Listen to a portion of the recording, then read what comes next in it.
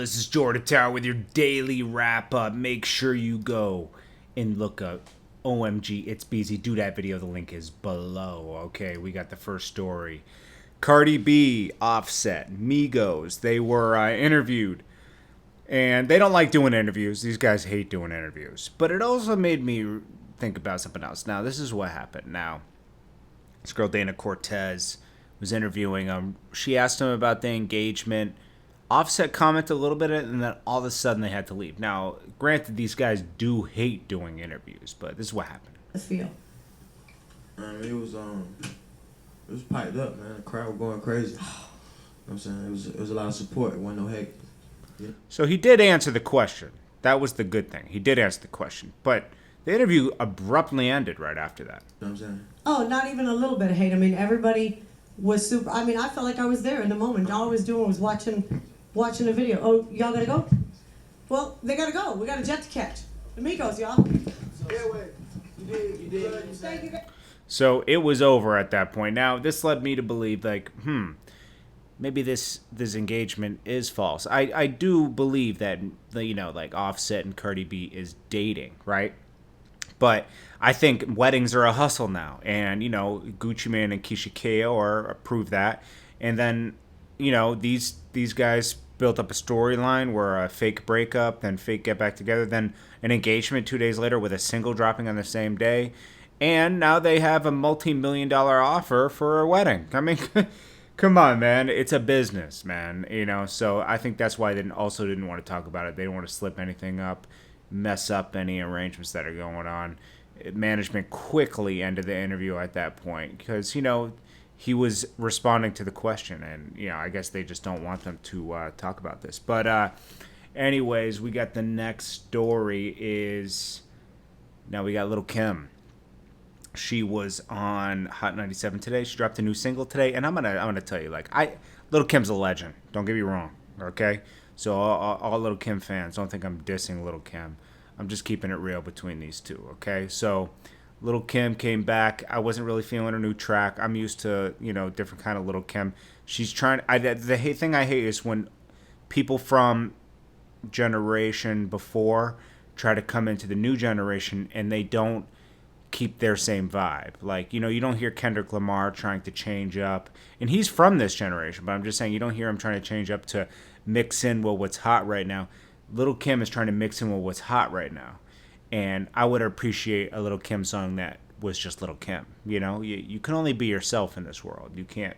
She was trying to do that new Future type of vibe, and it wasn't it. But I hope the record with her and Remy is more authentic. I mean, maybe they just picked the wrong single. But anyways, she kind of goes in on Nicki Minaj. You know, that's brought up. And then she's like, you know, I don't think we'd ever be cool again. A snake is a snake, blah, blah, blah. Honestly, this whole beef was kind of started by Lil Kim, you know. Started over a picture. Nicki crouching down, paying homage to her cover picture of her first album. Nicki Minaj really looked up to Lil Kim. And after that, some jabs were taken. Then Nicki... there's a lot more detail, and I have another video in detail. But basically, you know, Nicki got signed to Young Money. They met behind the scenes, and Nicki said, "Are we good?" Because, you know, she heard Lil Kim was upset at her for the photo thing. She said, how would you react if someone asked you if you good? And then they were taking jabs at each other. Then eventually Ray J poured gasoline on the fire and said, oh, there's a lot of people out here looking like Lil Kim and acting like Lil Kim. And then Drake went to Nicki's aid, and then they went back and forth at each other on the radio waves, you know, where Nicki was saying, you know, don't start with me because you're a legend, and, you know, we want to remember you as a legend. Don't be remembered as the bitter legend. Lil Kim was really bitter that her time was up and she was into legendary status and not still the top girl. I mean, she's always going to be the top. She's a legend.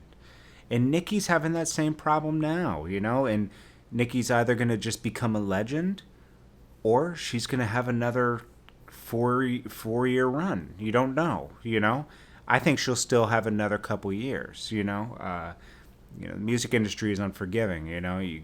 Sometimes you only get a time limit. But Nicki's so solidified that she's legendary status, so she's never gonna just disappear. It's impossible. But same with Lil Kim. She's never gonna just disappear. It's impossible. She's a legend. But hopefully Nicki responds with positivity and can diffuse that whole thing, because it looks like Remy and Lil Kim are teaming up. And I know they try to say that they're not talking about people, but they are. They always are. People are always scared to come out and say who they're talking about. I don't care if you're a guy, a girl, whatever. People never are that direct until it's obvious. Next up, we got Gabrielle Union.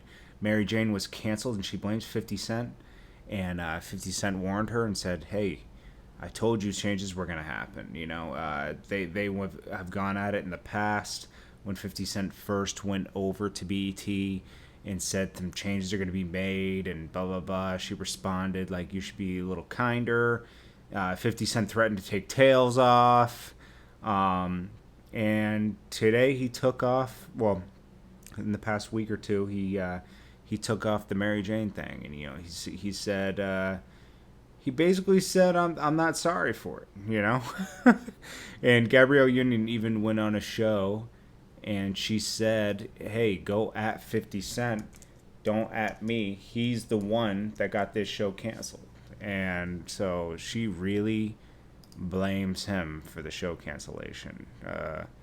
Do we believe that 50 Cent did have her canceled? I mean, she says this. Everyone who's just really upset that BMJ is coming to a close, please send all your correspondence to 50 Curtis Jackson, who has taken sole responsibility for the loss of jobs and your show. So don't at me. Oh, man. Well, 50 Cent he responded to that. I just read it before. He said, basically, he's not sorry and see you later. So, 50's 50, right? Anyways, next story. We got Tyrese. He won his case against his baby mother, which is great news. He'll be reunited with his daughter. He also said that he had a great talk with one of The Rock's associates and that basically everything, he means everything he said, but he will not do any more posts about The Rock. This is the very last post. And they have Justin coming back to direct, Justin Lin, and he says, feels like real fast family. I'm Shayla's father first. And all this stuff. It's like, I'm just glad, he worked it out with his daughter. I mean, let's just look at the positivity of it. And, that's all we can do with Tyrese. Chris Brown. It doesn't seem like he understands how billboards work. He dropped on a Tuesday, and Billboard reports Friday to Thursday. So he's only getting 3 days of reporting. He said he was heartbroken behind everything. He said, we only get 3 days of reporting. I do not understand how that is. Just like my 9 platinum plaques and blah, blah. Screw it. Either way, I'm thankful. So he really is heartbroken. He thought, I don't know why Chris Brown is so caught up in album sales. I mean, this guy is a legend. I mean, he's had over 10 years in the game at this point of success. Should be way beyond numbers because it doesn't matter. It really doesn't matter. He should, at this point, he has so much money, he could just be doing music for the love and doing his other endeavors. It doesn't really matter. But I don't know. I haven't heard this album. I haven't even seen Gabrielle Union's show.